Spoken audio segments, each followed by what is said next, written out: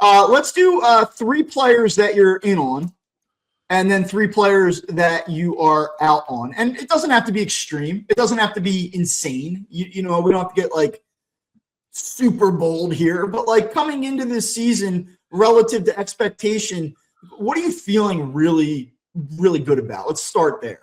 You can go 1 for 1 if you want. Yeah, sure. And I think we're going to be, in all honesty, I think we're going to be in agreement on a lot of this, right? That's fine. Save the listeners time.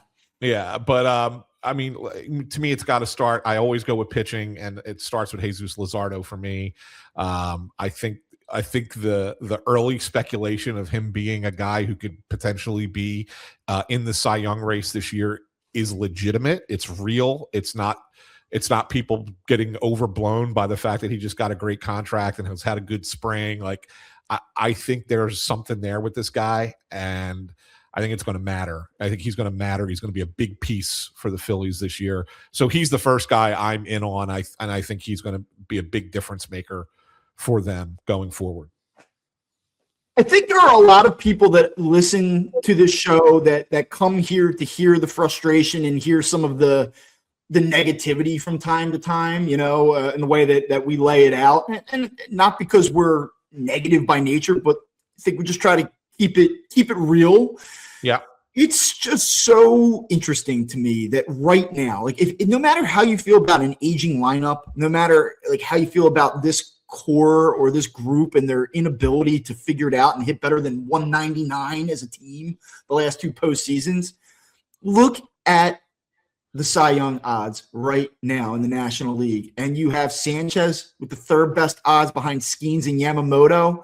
And then 4, 5, 6, 7, 8 is Jesus Luzardo. Like, this is not an overreaction. Like, maybe Jesus Luzardo goes out and blows up for 2 months the way that he did last year. I don't know. Like, it's possible. But when I look at how he started last season, when I look at how he finished last season, especially how he finished last season, and then I look at what he's done this spring, and you talked about the implementation, the change, and the change-up. And then you look at everyone around the sport just rave about the guy. And then, oh, by the way, you look down, he's got the 8th best odds to win the National League Cy Young entering the season. Like, all the hype is there, and it looks like it's legit. Yeah, I'm with you. Like, that to me is the one that stands out above anybody else. Do you know, like, I love Paul Skeens. Like, it's impossible not to love Paul Skeens, but how bad of a bet is it at plus 210 for a guy to win a Cy Young entering the season? Yeah, you can't do that. It's just insane. You just can't. For a very, very, very okay Pittsburgh team who will be like functional, but like, come on. Yeah.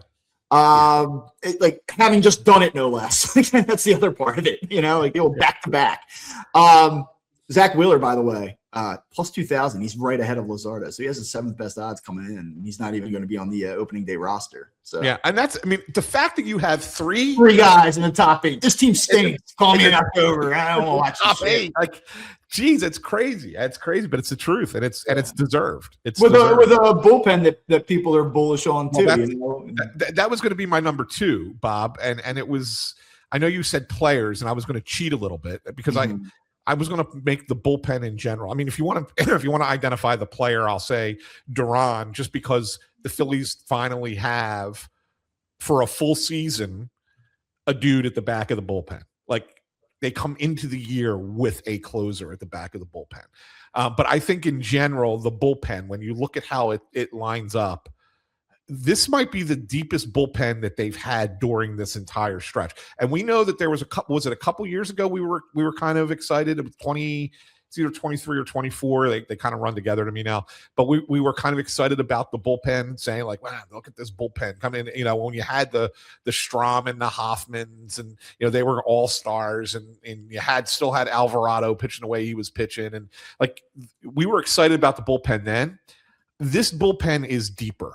It just is. There's more guys out there that you can rely on, even in lower leverage situations. And like, to me, once again, I say it 1,000 times, the pitching matters more than anything else. I don't care if your lineup can't hit. Pitching can keep you in baseball games and can win you baseball games. I'm in on the bullpen this year, and I think it's going to be a very, very good one. All right. I got one for you here. You know who I'm in on? I'm in on Justin Crawford. Cool. I'm in. I'm in with like an asterisk, but I think that when you look at the numbers, you're going to be like, eh. And like, I think that there's going to be a point where you say, long term, can this work? Like, I think he's going to leave a little bit to be desired in terms of, you look at his OPS. Like, I don't think that he's going to hit with a 760 OPS this year. Right. But I think the way that this lineup is constructed and the way that they want to use him, if things play out the way that they hope, I think he's going to be a lot of fun. And I think he's going to create chaos. And I think that they're going to be able to use the athleticism in tandem of Crawford and Turner to really put a lot of pressure on defenses. And I think it's one of the under-talked about things when you look at this offense. The Phillies were 9th in runs scored a year ago. We all look at this offense like it's total dog shit. Like, this offense, it sucks. Is it possible the offense regresses year over year? Yeah, it is, because like Kyle Schwarber might not hit 56 home runs and knock on the door at winning an MVP. Maybe Bryce Harper doesn't have a FU tour this year. Maybe he doesn't. Maybe Alec Boehm is what he is. Bryson Stott truly is what he is. It's another year of decline for JT Realmuto, and the corner outfielders aren't good enough. And I get it. Like, so am I super bullish on the Phillies offense in totality? Not especially. But I do think that we get so hung up on the decline narrative that we're overlooking the potential that you could really have two guys that create havoc in that 9-1 split in that lineup. And I just go back to like last year. I mean, he stole, Crawford talking about here now, he stole 46 bases. Like, they're going to run him. He gets on base. If he can hit 260, 270, he's not going to walk a ton. But if he can just get on base enough, I think that he has a chance, given they have no depth in center field and they let him play. I would take over 45 stolen bases for this season. I'm in. Wow, that's a big number. He's got to get on base like 315, 320. It can't be 298. He can't hit 260 and walk 5 times. It's not going to work. But if he can do that, I think he's going to play enough. And they ran him 58 times last year. They attempted 58 steals with him last year. They want to run him. I think it's going to be a big part of what they do. Look, Bob, if you would have said he's going to have over 30 steals, I would have been in. I want to try to implement some both. 45 is insane, by the way. And I'll tell you, if you look at last season, like, I'm aware of this, there were only 3 players in baseball that stole over 40 bases last year. So, like, I am aware of that. Yeah. But I think that there's a chance. He's just got to hit. He's got to keep himself in the lineup. Like, and that's the thing. Because right now, I just don't see how they take him out of the lineup. He's going to have to be brutal to not play a ton. Yeah. No, you're right. And that's not, I mean, don't get me wrong. They don't want to play Marsh in center field. They don't want to do it. No, they don't. They don't. They'll do it. They'll do it from time to time to give him a day off. But yes, they don't. You're right. They don't want to play Marsh in center field. I'll give you my third one. My third one here. It might be a little bit of a surprise because a couple weeks ago I was questioning this, but here's what I think is going to be interesting. I'm in on Adolis Garcia. Okay. And let me tell you what I'm in on about him. I look at 47 spring plate appearances. I see 7 walks and 5 strikeouts. That's what I'm in on. That's what I'm in on. He could hit 230. I don't care. He could hit 22 home runs and that's it. I don't care.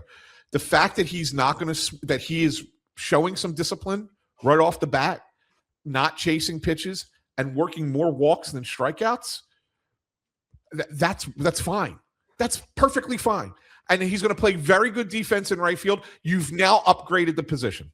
If he does that, if he can show that restraint and that selectivity at the plate, he's going to be far superior to what you were getting out of Nick Castellanos in right field. All right, here's my concern, because you just used the name Nick Castellanos. I do recall, I think it was last year, maybe it was 24. We were talking about his free swinging tendencies. Yeah. And I know we had a conversation at some point about, wow, he's trying to be a little bit more patient. Look at him. He actually drew a couple walks. I just wonder, like, I know that there's been work with Kevin Long. I know it's a point of emphasis. You were down there, spoke to this. I get all of it. But like, at the end of the day, he is 33 years old. He walked 28 times in 547 plate appearances last year.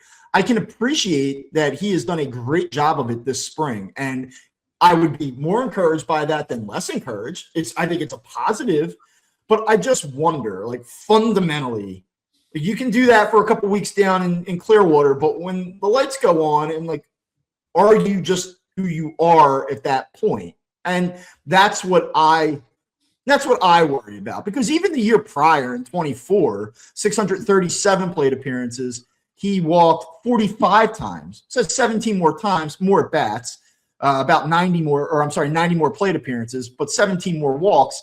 And he still only had a 284 on base percentage. I don't know. Like, what's the magic number? If he's playing every day out there, like, how many walks does he need in order to make it work as a 230 hitter? Whatever. I mean, so the number of walks, I mean, he's not going to average a walk every 7 plate appearances like he did in the spring, right? He walks 50 times. Are you good with that? Like, it's not even about to me, it's not even about the number of walks. It's cutting down on the strikeouts. That's the thing that really matters to me, because if this guy puts the ball in play, he's probably going to be productive. What do you think his output is this season? Where do you have him? Like, if I were like, say, like, let's throw out your over-under, your rough over-under on where he's going to land. Like, do you have him hitting 25 home runs like he did in 2024? I think he's close to that. I wouldn't be surprised if he got to 25. Again, Citizens Bank will favor him a little bit over where he was playing in Texas. Globe Life Park down there is tough for right-handed hitters to hit home runs. So, yeah, it wouldn't surprise me if he's at 25. Maybe he's just short, 23, 24, whatever. And probably drives in, 80 to 85 runs. Maybe he hits 230, 235, gets on base slightly over 300, right? Like 310, 315. Like 310 would be awesome. I mean, he surpassed 300. Well, he was 300 on the nose in 22, 328 in 23, down to 284, 271 the last 2 years. So if he can get back to that, I mean, the Phillies, when you do this signing, you couldn't hope for more than that. You could not reasonably look at what this player has done unless you have one hell of a fix on video that you identified. And right. There's no way you could sign him for that deal and say, like, well, I expect 250 again. I expect 30 home runs. I expect an OPS that sits over 800. Like, those are long shots based on what the recent output's been. Yes. But I also wonder. I'm into the degree that we probably feel better than him than we would have about Castellanos by the end of the year. 100%. And this is the last thing I'll say about Garcia. He comes off of those 2 bad seasons and he gets a 1-year prove-it contract from the Phillies, right? Do you think he looks at that and sits there and says, I should do what they want me to do, and then if I can improve those numbers, I'm looking at a better payday next year? If he's the same as he was last year, this is his last contract. Yeah. He becomes somebody that nobody, maybe a minor league deal or a non-roster invite going forward. So this is a big year for him, and I look at it from that perspective as well. Real quick on Castellanos, I know that he had an awesome first 2 days of spring training, and everyone was like, "Oh, here we go." Yeah. Veterans in spring training numbers don't matter, I know, but I will like to just point out that he finished the spring hitting 200 with a 308 on base percentage. He was 9 for 45. He had 4 extra base hits. Should Phillies fans root for him? Or in their gut, do they kind of go, I hope this guy doesn't have a good year? I think that there's enough people in Philadelphia who really like Nick. And I think that there's a segment of the fan base who, when they heard what the Miami incident was, that they didn't think it was as harsh as people kind of made it out to be initially. Look, you cannot bring alcohol into the dugout. It's a problem, right? Like that's a thing you can't do. But in the grand scheme of things, like it's not like, like there are so many worse things he could have done, right? Like, so I think that a beer or two can loosen things up too. I mean, come on, take the edge off a little bit. Yeah. By the way, here we go. Jake Dudinsky says, I'm rooting for him just as a person. I think he tried hard here for the most part, and will always have that weird home run streak thing. Yeah. But, yeah. So. Yeah, I mean, I look at it. I don't go, oh, he hit 200 this spring. Like, good luck. Like, I don't have any like ill will, but there's always that like nature to just be like, well, now we have to compare Garcia and Castellanos all year, and we will. Yeah, but I don't think 3 weeks in we're gonna be like, let's do a side by side. Yeah, we will, but I don't think Castellanos is going to get the playing time that Garcia will. So the only thing you'll be really able to compare is, the slash line, because the counting stats there will be an imbalance, most likely. Yeah, I'm with you on that. What is it? My turn to give you somebody down there. The last one. Yeah.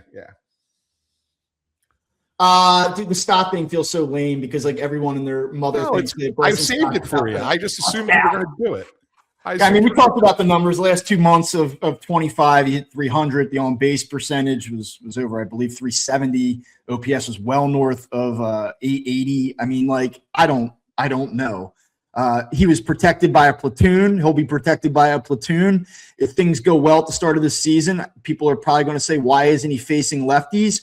It's probably in the Phillies' best interest to continue to shield him against left-handers, not only because he's not particularly great at hitting them, but because you have Emilio Sosa there for a reason. But I do wonder if things go wrong. I know we talked a little bit about this a week or two ago. If things go wrong and they have to use Sosa elsewhere to patch a hole, Stott's probably, the beneficiary of that, where he sees more extended run.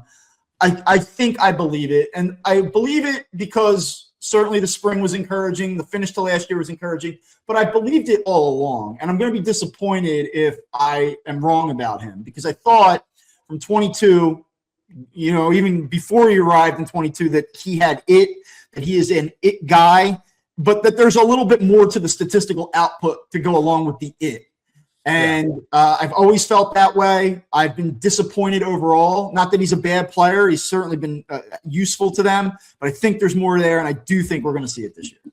Yeah, I'm with you. The only reason I didn't give you Bryson Stott is because I gave you him last year, and so I didn't want to go back to that well a second time. I let you take it this year, but I'm with you. I do think that this is legit. I do think that the changes that were made in the second half of last year were positive, to the point that it finally may have him break out this year in a full season. So I'm with you. I'm with you on Bryson Stott. I'm going to throw one more. I know we said 3. I'm just going to throw one last thing in there. That this is not even this is about a player, but not fully in on their season. But I'm fully in on JT with the ABS challenge. Yeah, you mentioned this last week. You think he's going to redefine a catcher skill set here, right? I really do, and I think it's going to help the pitching staff. I think it's going to help the pitching staff a lot. I really do. He seems to be so good at this. I think he was 7 for 7 in spring training, if I'm not mistaken, in challenging pitches. Like 100%. Like it's pretty damn good. Like it can't be any better than that. So he's not going to get them all right, but I think he's going to get a lot of them right, and I think it's going to help his pitchers a lot.